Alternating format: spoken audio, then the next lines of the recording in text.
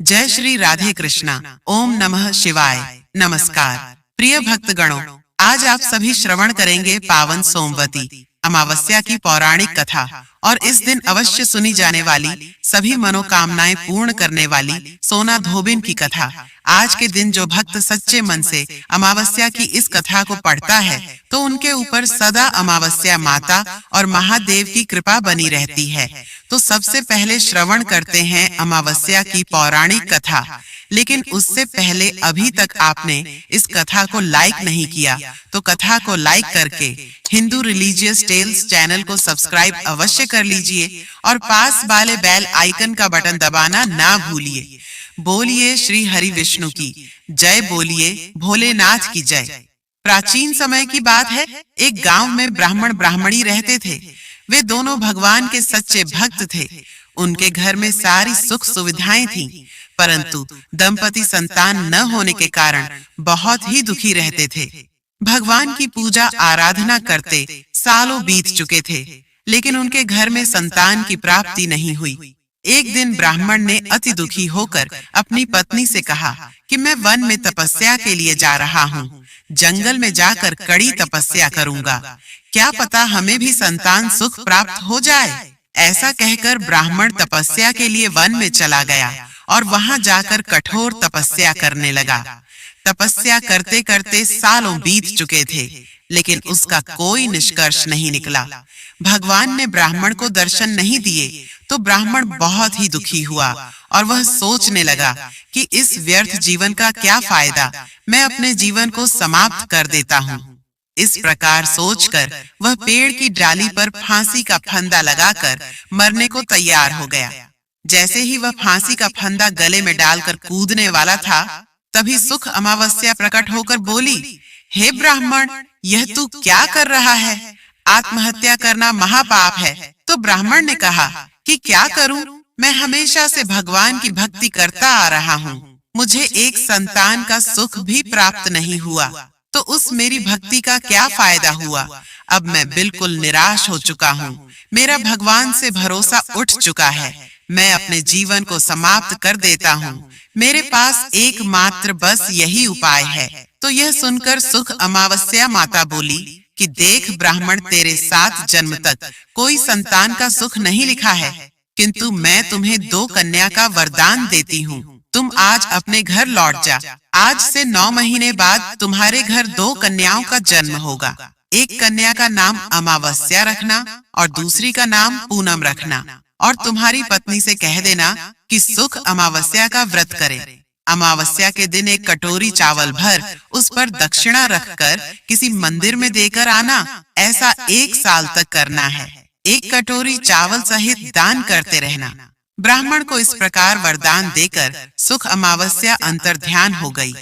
वरदान पाकर ब्राह्मण बहुत ही खुश हुआ, खुशी खुशी घर लौट आया। घर आकर अपनी पत्नी को सारी बात बताई। सुनकर ब्राह्मणी को भी बहुत ही खुशी हुई। उसके बाद उसने हर माह आने वाली अमावस्या के व्रत रखने शुरू कर दिए। विधि पूर्वक व्रत रखती, कथा सुनती और एक कटोरी चावल भरकर दान कर देती। वरदान के अनुसार 9 महीने बाद ब्राह्मण के यहाँ 2 कन्याओं ने जन्म लिया। तो ब्राह्मण ने सुख अमावस्या के कहे अनुसार एक कन्या का नाम अमावस्या रखा और दूसरी का नाम पूनम रखा। इस तरह संतान सुख पाकर ब्राह्मण और ब्राह्मणी बहुत ही खुश रहते थे। धीरे धीरे समय बीतता गया, दोनों कन्याएं बड़ी हो गईं। ब्राह्मण की बड़ी बेटी अमावस्या धार्मिक प्रवृत्ति की थी। वह प्रतिदिन भगवान की पूजा पाठ करती और व्रत रखती, लेकिन छोटी बेटी पूनम भगवान में बिल्कुल विश्वास नहीं रखती थी। वह भगवान को मानती भी नहीं थी और अपनी बड़ी बहन को ऐसा करने से भी मना किया करती थी। एक दिन ब्राह्मणी ने ब्राह्मण से कहा कि स्वामी, हमारी दोनों कन्याएं विवाह योग्य हो गई हैं। कोई अच्छे से घर और वर की तलाश करके इनकी शादी हमें कर देनी चाहिए। तो ब्राह्मण ने कहा कि बात तो तुम ठीक कह रही हो। दूसरे ही दिन ब्राह्मण अपनी कन्याओं के लिए वर की तलाश में निकल पड़ा। कुछ ही समय में ब्राह्मण को अपनी बेटियों के लिए मनपसंद घर और वर मिल गया। तो ब्राह्मण ने रिश्ता पक्का कर दिया। दोनों बहनों का रिश्ता अलग अलग गांव में हुआ। दोनों बहनों के ससुराल वाले धनी और संपन्न थे। शादी पक्की करके ब्राह्मण घर आ गया। घर आकर उसने ब्राह्मणी को सारी बात बताई तो सुनकर वह बहुत ही खुश हुई और भगवान को धन्यवाद देने लगी कि जैसी सुंदर मेरी बेटियां हैं, वैसे ही सुंदर और संपन्न घर और वर मिल गए हैं। प्रभु आपका बहुत बहुत धन्यवाद। कुछ दिनों बाद ब्राह्मण ने अपनी बेटियों का विवाह बड़ी ही धूमधाम से किया। दोनों अपने अपने ससुराल चली गई तो ब्राह्मण की बड़ी बेटी अमावस्या के घर तो धन दिन दुगना रात चौगुना हो गया और 9 महीने बाद पुत्र प्राप्ति भी हो गई। लेकिन छोटी बेटी पूनम के घर सब कुछ नष्ट हो गया। वह बहुत ही दुखी रहने लगी। उसके दुख का कोई भी सीमा नहीं थी। एक बार बड़ी बहन अमावस्या को पता चला कि उसकी छोटी बहन बहुत ही दुखी है। उसके घर में धन धान्य सब कुछ नष्ट हो गया है तो वह खाने पीने का सामान और खूब सारा धन लेकर गाड़ी भरकर अपनी बहन के घर गई और पूछा कि पूनम क्या बात है, तेरे ससुराल वाले घर परिवार में अच्छे भले थे, फिर यह क्या बात हो गई कि सब कुछ नष्ट हो गया।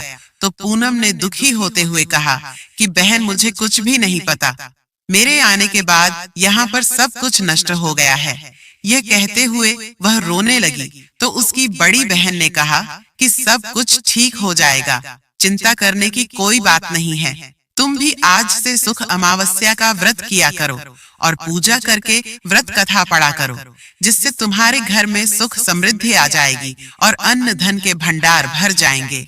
तुम ऐसा करना कि 1 साल तक अमावस्या के व्रत करना और हर अमावस्या को एक कटोरी चावल से भरकर सह दक्षिणा दान कर देना। तो यह सुनकर पूनम को थोड़ी खुशी हुई कि शायद मेरे भाग भी सुधर जाए। तो पूनम ने अमावस्या के कहे अनुसार आने वाली अमावस्या को व्रत रखना शुरू कर दिया और एक कटोरी चावल से भरकर दान करने लगी।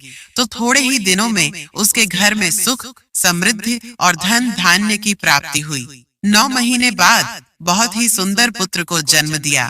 तो इस तरह अमावस्या के व्रत करने से वह सुखी और संपन्न हो गई। जो भी व्यक्ति अमावस्या का व्रत विधि विधान पूर्वक करता है, अमावस्या माता उसके घर में सुख समृद्धि के भंडार भर देती है और माँ के आशीर्वाद से वह सर्व सुखी हो जाता है।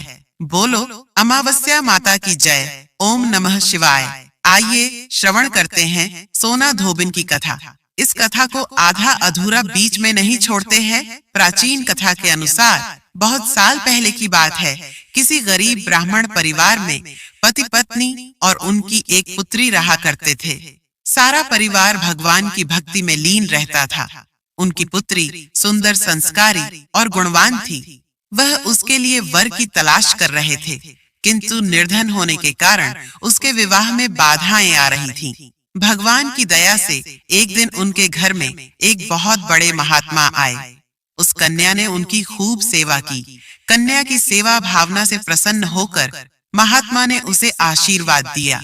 तब उस लड़की के पिता ने कहा कि महात्मा जी, हम बहुत समय से अपनी पुत्री के विवाह के लिए वर की तलाश कर रहे हैं, मगर हमारी निर्धनता के कारण हर बार बात बनते बनते रह जाती है। कृपया बताइए हमारी पुत्री के हाथ पीले कब होंगे। महात्मा जी ने उस लड़की का हाथ देखा तो बोले, इस लड़की के हाथ में तो विवाह की रेखा ही नहीं है।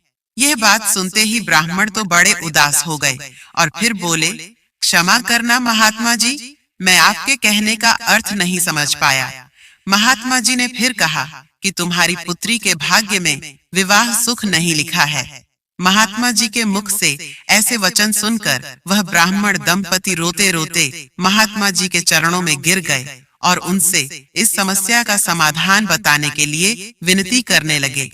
तब महात्मा जी ने उन्हें अपने चरणों से उठाया और बोले कि पास के ही एक गांव में सोना नाम की धोबन जाति की पतिव्रता महिला अपने पति बेटे और बहू के साथ रहती है। वह एक महान पतिव्रता स्त्री है। यदि आपकी पुत्री उसे अपनी सेवा से प्रसन्न कर ले और आशीर्वाद स्वरूप उसकी मांग का सिंदूर उससे ले ले, तभी इस लड़की का विवाह संभव है। ऐसा करने से इसे अमोघ सुहाग भाग की प्राप्ति भी होगी। मगर ध्यान रहे, वह पतिव्रता महिला कहीं भी आती जाती नहीं है। महात्मा जी ब्राह्मण दंपति के घर से विदा हो गए। अब भोर होते ही ब्राह्मणी ने अपनी पुत्री को सोना धोबिन की सेवा करने के लिए भेज दिया। लड़की पूरे दिल से सोना धोबिन के घर की साफ सफाई और बाकी घर के काम भी उनके उठने से पहले ही करके अपने घर वापस लौट आती थी। यह क्रम बहुत दिन तक ऐसे ही चलता रहा। एक दिन सोना धोबन अपनी बहू को शाबाशी देते हुए बोली कि बहू, तुम तो ब्रह्म मुहूर्त में ही उठकर घर का सारा कामकाज कर लेती हो और मुझे पता तक नहीं चलता। बहू बोली, माताजी, मैं तो सुबह देर से उठती हूँ, मुझे लगा घर के यह सारे काम आजकल आप किया करती हैं। जानकर सोना धोबन को बड़ी हैरानी हुई। उसने सोचा कि आखिरकार उनके घर का यह सारा काम कौन करके चला जाता है। इस बात का मुझे पता लगाना चाहिए। तब अगले दिन भोर होते ही सास बहू उठकर घर के एक कोने में छुपकर निगरानी करने लगी कि कौन है जो ब्रह्म मुहूर्त में ही घर का सारा काम करके चला जाता है। उधर अपने निर्धारित समय पर ब्राह्मण की पुत्री आई और मुख से भजन करते करते घर का सारा काम दिल से करने लगी। अपना काम पूरा होने पर जब वह वहां से जाने लगी तो सोना धोबन ने उसे पकड़ लिया और उसके सामने आकर उससे पूछा कि तुम कौन हो बेटी, और इस तरह छुपकर मेरे घर का काम क्यों करती हो। ब्राह्मण की पुत्री ने उन्हें महात्मा के द्वारा कही हुई सारी बात बता दी। सोना धोबन पतिव्रता होने के साथ साथ बहुत उदार दिल की भी थी। वह उस लड़की की सहायता के लिए तैयार हो गई। उस दिन अमावस्या थी और वह उस लड़की के साथ बिना अन्न जल ग्रहण किए उपवास रखकर उसके घर की ओर चल पड़ी। उसने सोचा रास्ते में कहीं पीपल का पेड़ मिलेगा तो उसे भंवरी देकर और उसकी परिक्रमा करके ही जल ग्रहण करेगी। लड़की के घर पहुंचकर सोना धोबन ने जैसे ही अपनी मांग से सिंदूर उस कन्या की मांग में लगाया तो सोना धोबन के पति के प्राण पखेरु उड़ गए। सोना धोबन को झात हो गया कि अब उसके पति इस दुनिया में नहीं रहे। वह ब्राह्मण परी से विदा लेकर चल पड़ी।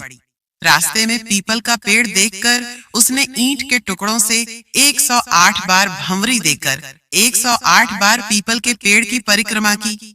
उसके बाद जल ग्रहण किया, तभी उसके पति की मृत देह में प्राण लौट आए। इस प्रकार अमावस्या के दिन पीपल के पेड़ की पूजा करने और इस कथा को सुनने से सुहागिन महिलाओं का सुहाग अटल रहता है।